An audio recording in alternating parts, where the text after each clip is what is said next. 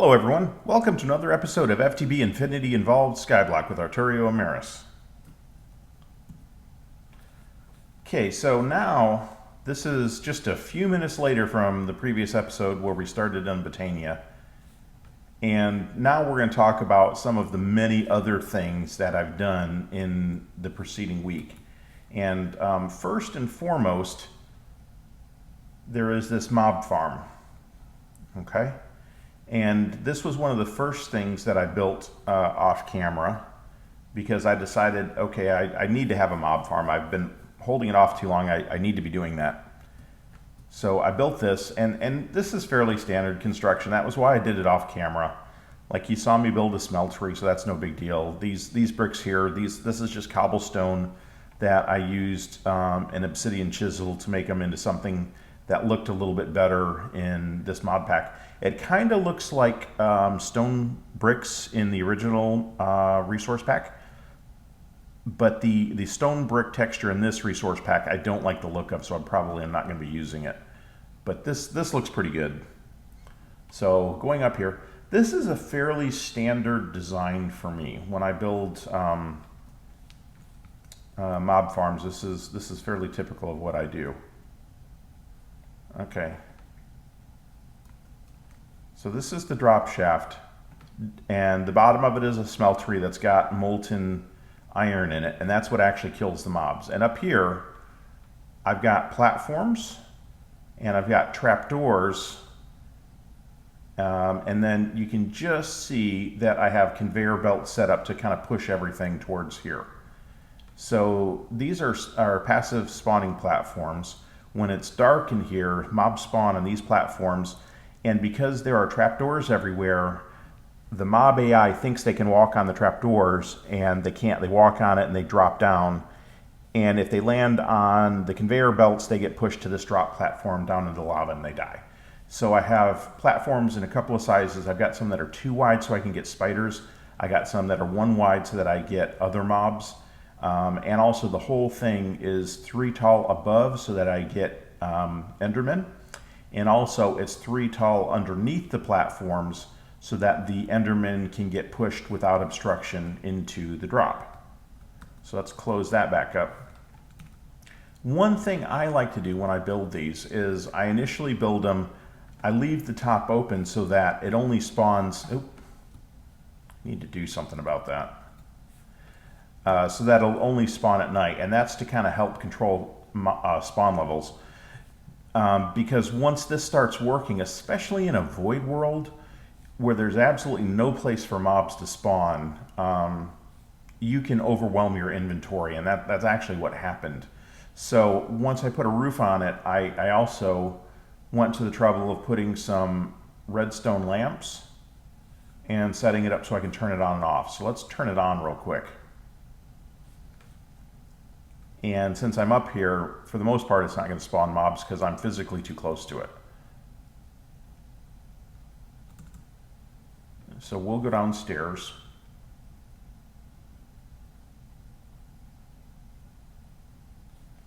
And once I get down here and get a little bit of a distance away from it, it should start working. There we go. That was a good one. They don't always die on impact. Come on. Takes a minute to kind of build up steam, I guess. Getting some skeletons and stuff.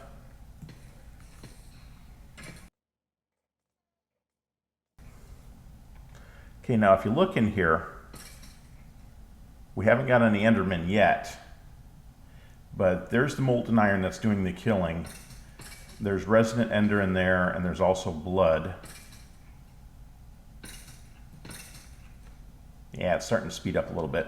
For some reason, these designs kind of take a little bit of time to kind of really get going.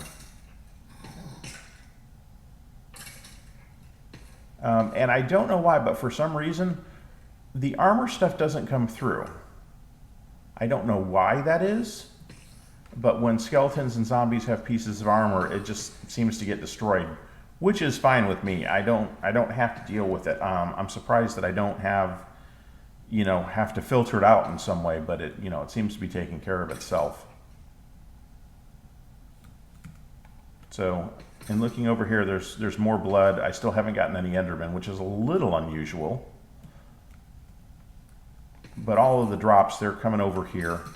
And the way this works is, when Endermen pop up upstairs and they get killed, when they die, they will drop Ender Pearls. And when I originally had this set up, I could like stand here, and any drop that was kind of close to this corner would pop through, and I would pick it up. And so when stuff dropped, I would just kind of get in these little niches here and grab stuff until I got an Ender Pearl. And then with one Ender Pearl, you're very easily able to make a vacuum hopper.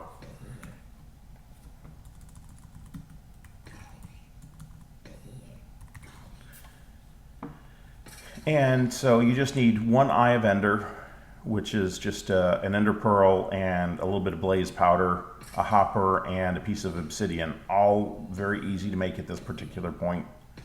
And you make that, you put it here, and what that'll do is anything within a range that is big enough to cover pretty much the entire 3x3 area of the smeltery, they get sucked toward it and they get pulled through this corner.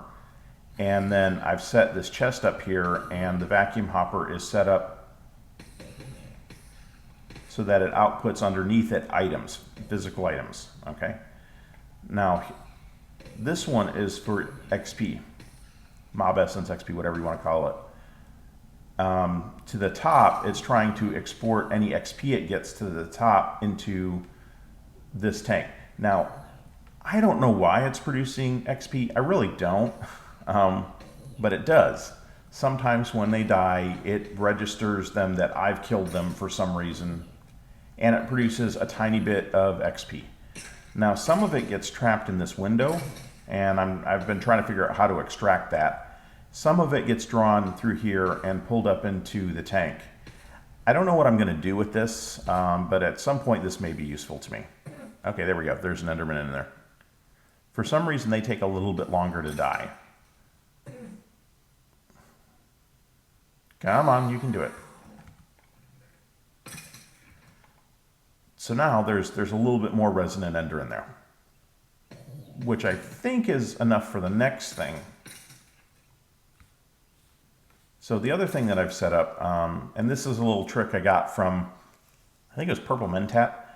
I didn't know you could do this, is if you set up a drain and a faucet and a casting table with a pan mold, I got to make sure that I'm outputting the right thing. Make sure the Resonant Ender's on the bottom.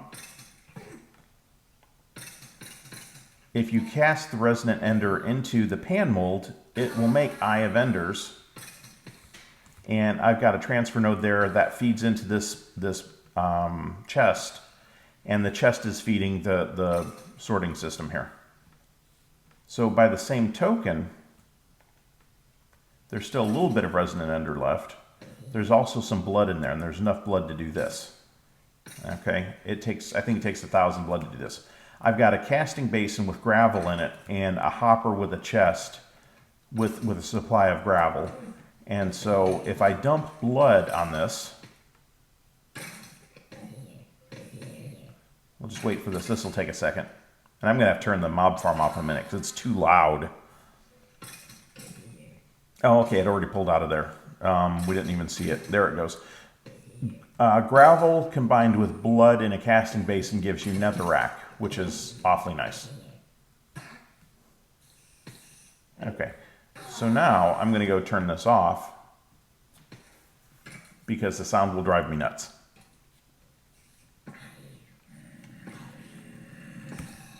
And it'll probably drive all of you nuts too.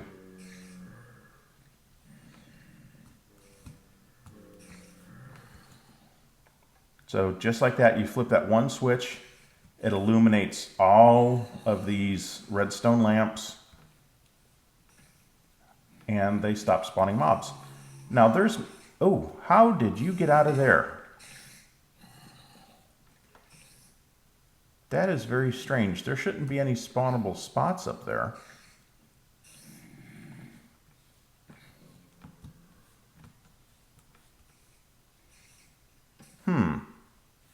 Interesting.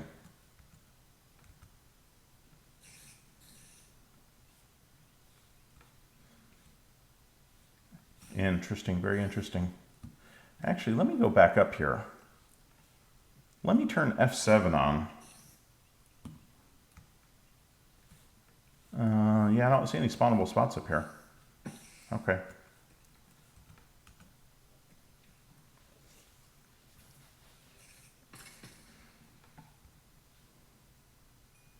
Oh, that little bastard. All right, where's my mattock? Is my mattock in here? Nope. That means it must be in here. Yep.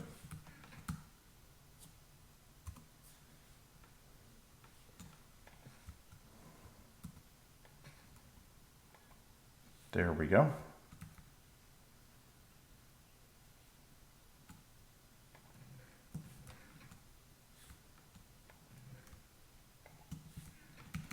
All right, so anyway, that is this new smeltery, and this was the first thing that I built probably 6 or 7 days ago, and it worked for a while very well, and then it's real easy to just kind of overwhelm this chest and run out of inventory space in here. If you let this run for any length of time, it just produces incredible quantities of stuff. So then what I did was I went and built all of these barrels. And for a long time, I was automatically feeding them. And that gets really tedious. So then I put a transfer node underneath it. And underneath the floor here, I routed transfer pipe. And I had transfer pipe here.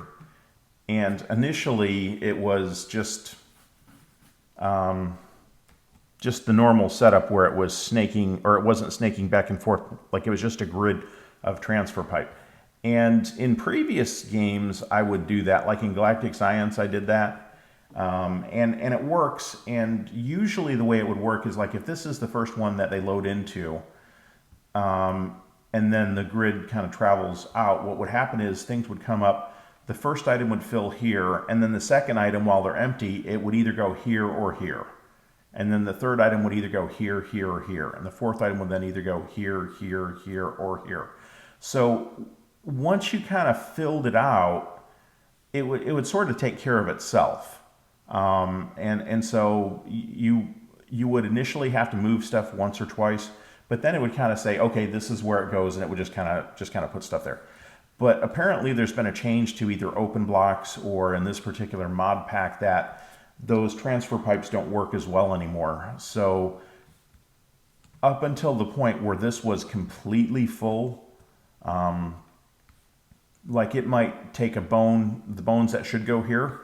If there was one block open here, occasionally bones would still show up there.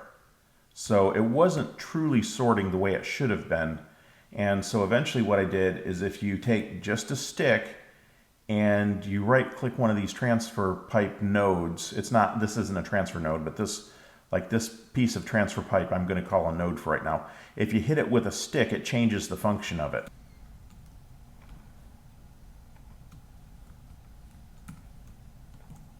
I don't think I have any transfer nodes left. I think I've used them all. Anyway, so as you can see, this node is connected to that chest there, and it doesn't have any special function set up to it. So, you know, some things are going to randomly come here and some things are not. But if I take that stick and set it up like that, and then this one, and that's what happens when you have a chest. Now you get like a third option where you can cut stuff off.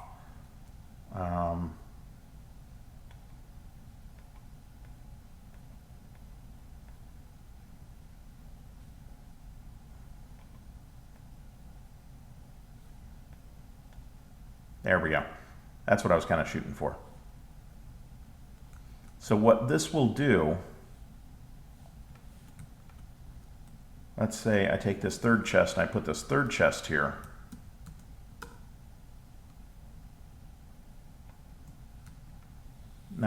you know what? I would actually need transfer nodes to make this work. Okay, folks, we're back. So what we're going to do is we're just actually going to set up this little system I was talking about. So now we've got 3 chests here. Okay, and I've got a transfer node on each of them, so it will pull from each of them. And then I can use this stick.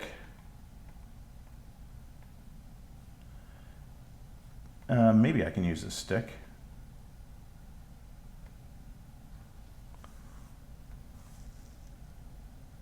Maybe I, yeah, just,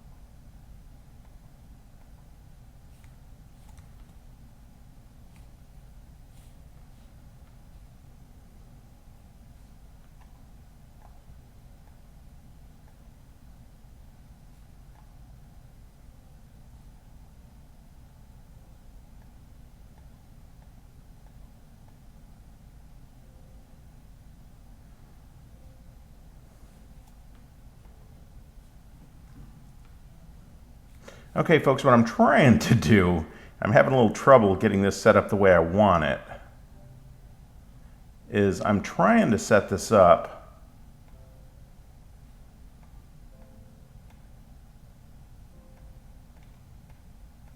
and it may just not cooperate with me.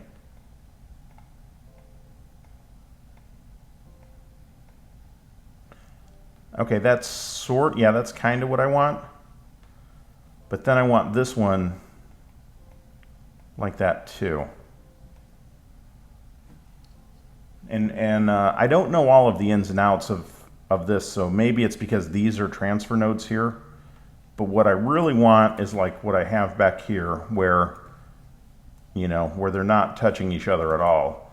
I'm really trying to set it up so that there's a pipe coming from this chest down here, one from this chest down here, and then one from this chest straight down with no interconnections here. Now, to some extent, I can achieve that, I think. All right, let's see what happens there. Let's go in here and let's put a little bit of wood in here, and it's getting pulled, and it'll end up down here.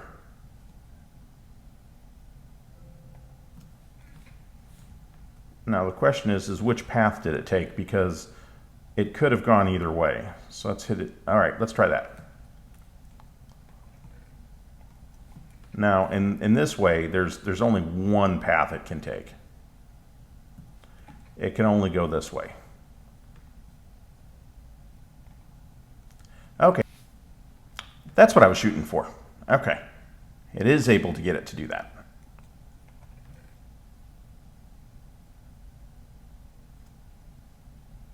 And it's a little slow. It's not the fastest thing in the world. Oh, there we go.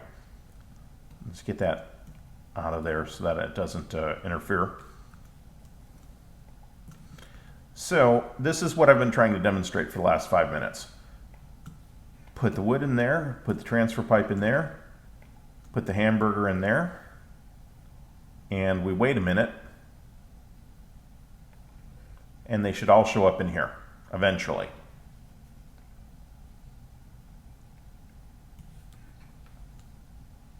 And yeah, let me see if I can. Let's take these speed upgrades.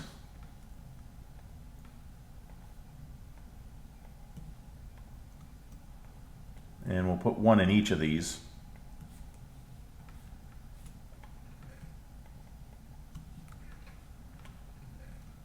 All right, we'll try it again. We'll put the oak planks in there, transfer pipe in there, and the hamburgers in there.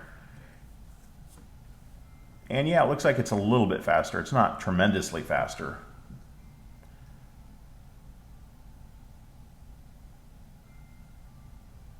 So that's kind of a brief introduction in using transfer pipes as a way to move stuff around, transfer pipes and transfer nodes. These are pretty nice. I was introduced to these in Galactic Science. I hadn't used them before, and they were a little bit different, like I said, in Galactic Science, but they're pretty useful. So I think that'll do it for now. And now that we've completed this episode, I'm going to go and record another one where I talk about other stuff that I did in the interim. So if you liked this episode, please leave a like on it. If you haven't subscribed, please subscribe to my channel. That helps out an awful lot. And if you have any questions or comments, leave them on YouTube and I'll answer them when I can. Thank you for watching. This is Arturio Emerys signing out.